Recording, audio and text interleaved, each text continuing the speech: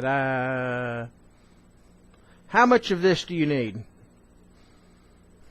I personally consider, this is a pistol round, 250 rounds for a shotgun, 500 rounds for a handgun, and 1,000 rounds for a main rifle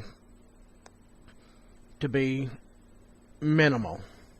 If you have that much in storage, that means you have nothing for target practice or nothing to trade. No trading or nothing. That's what the numbers I just gave was bare minimum. That's what you have for yourself. That's just my opinion. I like to have more.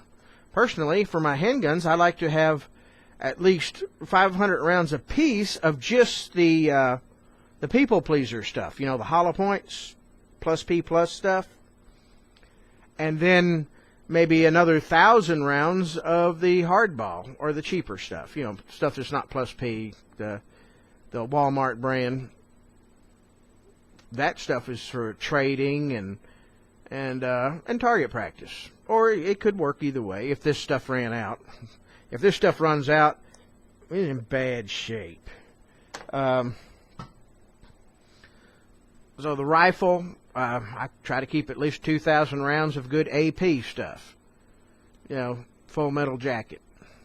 You say, what do you need full metal jacket for? That one, you can't, you're going to come across an armor-plated deer? Well, no, but if somebody was trying to get into the compound, you don't always want to shoot somebody. You know, full metal jacket or the green tip stuff that you get for the 223 gives you an option of at least trying to take out a vehicle first. You know, I mean, sometimes you don't want to do a kill shot. You know, sometimes you just want to run them away. I know some of you out there, the video gamers, are bloodthirsty and they can't wait to go out and shoot somebody. Well, you know what? If I can scare them away by just taking out their car or something where they can't come in, crash in the gate, that's perfectly fine. I've accomplished the mission. Anyhow, you know, so I've only talked 2 minutes. Let me get going. So shotguns, the vast majority of what you're going to want is hunting rounds, hunting, bird shot, you know, Tweety bird and a bowl of rice. You know, it makes a meal. You use Tweety bird to flavor the rice.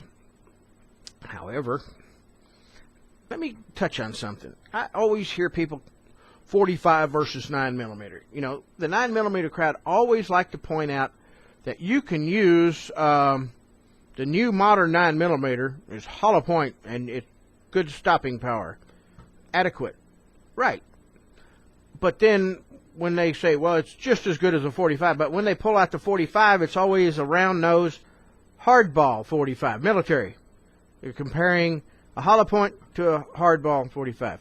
Now, you take a 45 and you put a hollow point on it, then it outdoes this. But that's not what I'm getting at. It's just for our military. It made no sense to go to the 9mm. We had an adequate, because the military's not allowed to use that. Get that through your heads. No hollow points with military ammo. Military ammo, full metal jacket only. So, in that case, 45 wins hands down. That's why the 845 ACP was a military round. And if you chose 45 for your handgun and poo it in a fan, you know, lead cast. If you're going to lead cast 230 grain 45, it's going to beat a lead cast 115 grain 9mm. If you're making your own bullets and stuff. Personally, I like them both. If you have a 9mm and you don't like it, just send it to me. I'll give it a good home. If you have a 45 and you don't like it, send it to me. I'll give it a good home.